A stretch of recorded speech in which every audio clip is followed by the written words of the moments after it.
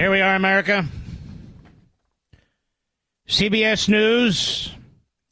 The Biden White House considers welcoming some Palestinians from war-torn Gaza as refugees.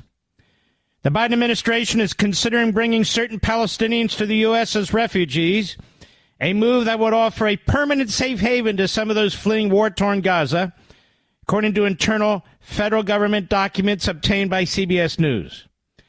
In recent weeks, the document shows senior officials across several federal U.S. agencies have discussed the practicality of different options to resettle Palestinians from Gaza who have immediate family members who are American citizens or permanent residents.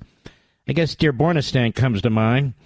One of these proposals involves using the decades-old United States Refugee Admissions Program to welcome Palestinians with U.S. ties who've managed to escape Gaza and enter neighboring Egypt, according to the interagency planning documents. As is typical, they're taking the law and trying to squeeze their fact pattern into it. There is no lawful way to do this. Congress has not sanctioned this. There's no statutory authority whatsoever. More on that in a minute. Top U.S. officials have also discussed getting additional Palestinians out of Gaza, processing them as refugees if they have American relatives, the documents show. The plans would require coordination with Egypt, which has so far refused to welcome large numbers of people from Gaza. Those who pass a series of eligibility, medical, and security screenings would qualify to fly to the United States with refugee status, which offers beneficiaries permanent residency, resettlement benefits like housing assistance, and a path to American citizenship. While the eligible population is expected to be relatively small, the plans being discussed by U.S. officials could offer a lifeline to some Palestinians fleeing the Israeli-Hamas war, which local public health officials, listen to this, say has claimed the lives of more than 34,000 people. Local public health officials. This is CBS, The Hill. They use these statistics without mentioning Hamas, so now it's local public health officials. My God, the media in this country is sick. The Israeli government launched a military, then they go on attacking Israel. But the headline here, ladies and gentlemen, is that the Biden-Blinken administration, the regime, is plotting and planning to bring in an unknown number of Palestinians from Gaza into the United States to immediately put them on the path to citizenship, to give them benefits of refugees. And they have done this in secret without any statutory authority from Congress. We're living under a Biden dictatorship. He's destroying the coal mines and the jobs of coal miners. No statute was passed. They just have done it by regulatory fiat. That's right. They are destroying oil drilling and refining. Is there a statute based for that? No. They're doing it by regulatory fiat. Automobiles are being destroyed. That is, gas-powered automobiles are being regulated out of existence for electric automobiles. There's no statutory authority for this. Women's sports are being destroyed with this executive order from Joe Biden in violation of Title IX of the Civil Rights Act. He just did it. No statutory authority whatsoever. Open borders, bypassing the southern border, flying illegal aliens into the country without any authorization from Congress. None. Our entire immigration system, on the contrary, is in defiance of federal law. Student loan forgiveness. No law for student loan forgiveness. In fact, it's in defiance of a Supreme Court decision that says the opposite. American foreign policy has been drastically changed to support Iran, Hamas, the PLO, to support terrorism in the Middle East, to try and destroy the independent sovereign state of Israel, the only Jewish state on the face of the earth that was formed after the Holocaust. There is no statutory authority for what Joe Biden is doing in the Middle East. In fact, he's waiving the sanctions that were in place to stop the Hitlerians in the Middle East, the Iranians. And I could go on. Saving democracy? You're living under a tyrant as I speak. You're living under a dictator as I speak. In fact, Elizabeth Warren has been urging repeatedly Joe Biden to rule by executive order, to rule by regulatory fiat. That is exactly what he's doing. In fact, they have a whole slew of federal fiats, executive orders, regulatory fiats prepared to go should Joe Biden lose the election in November. They're ready to roll. In fact, they issued one the other day to prevent an incoming Trump administration from using several thousand slots that are available for political appointees. They're taking actions right now to create basically a civil service devourment, if you will, of those positions so they can forever institute their agenda regardless of the election results. I thought you'd want to know that your federal government, the Biden regime, is plotting to bring Palestinians into this country. And they're doing it under the cover of darkness. Congress is unaware of this. This leak to CBS News. Now that takes place without authority of any kind. What do you make of that, America? The Egyptians don't want these people.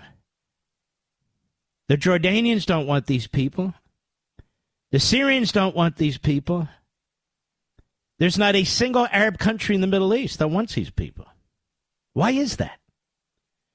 And so we're going to import individuals into this country who have a belief system. I'm not talking about Islam. A belief system that they were indoctrinated with as babies.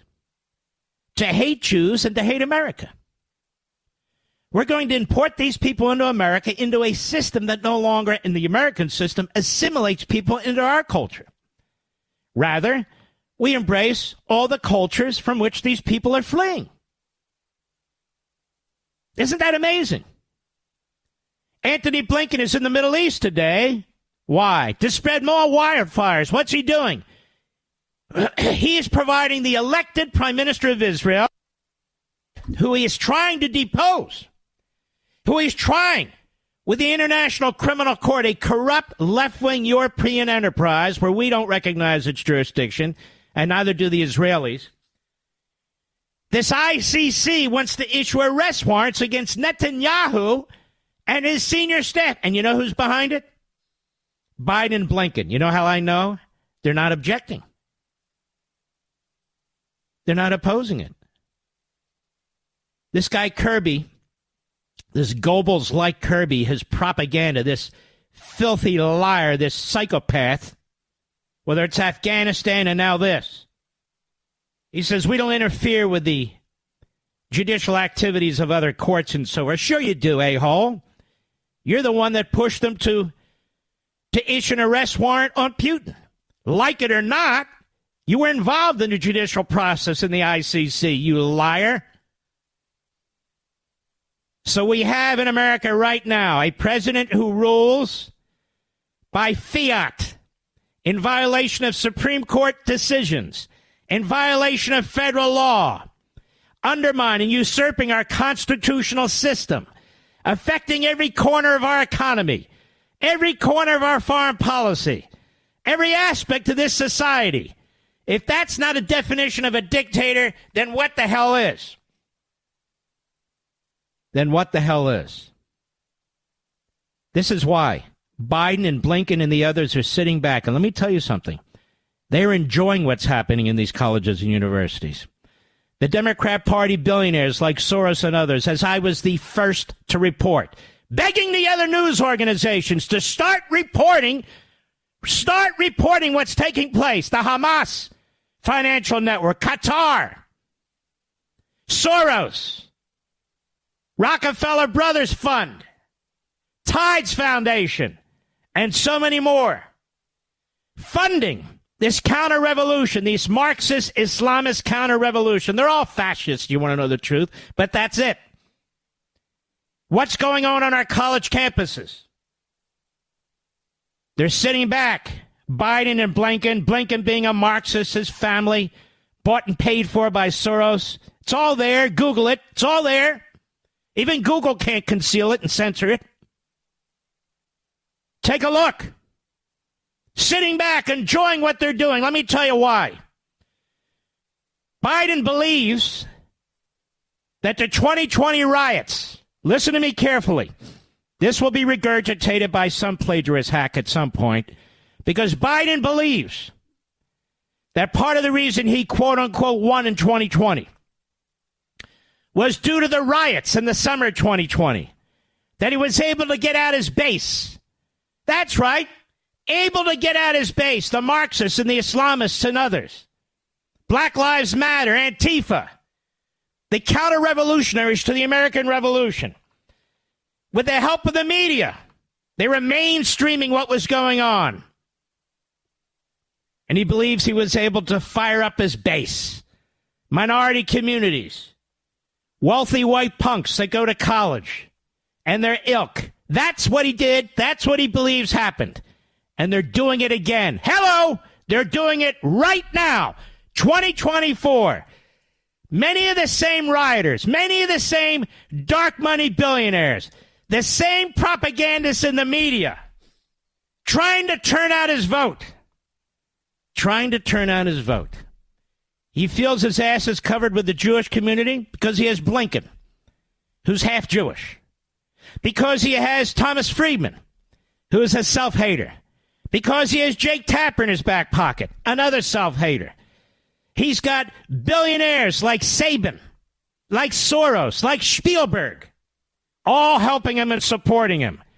And he believes those people, these elitist, self-hating buffoons who have influence and money, that they somehow will represent the entire Jewish community. So he feels he's got that wrapped up.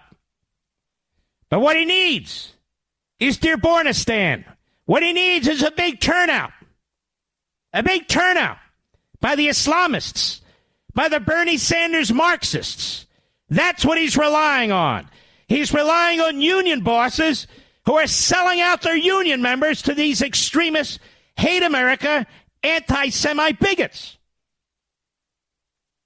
And so why wouldn't he import Palestinians from Gaza? He's importing communist Chinese from China. He's importing individuals into this country from all walks of life, MS-13, Venezuelan gangs. He knows he's doing it. Power, baby. Power, that's all that matters. The people in Chicago, the black communities in particular, might be upset, but he figures they have nowhere to go. They're going to vote for him. He figures in New York, sure, the people in New York City are upset, but he figures, what the hell, they've been voting Democrat for more than half a century. They're going to continue to do it, and he might be right. That's the calculation. And to keep Trump tied up in court, and I want to get to this stinking, rotten, pathetic judge in a moment. But that's what's going on in your country this evening, America.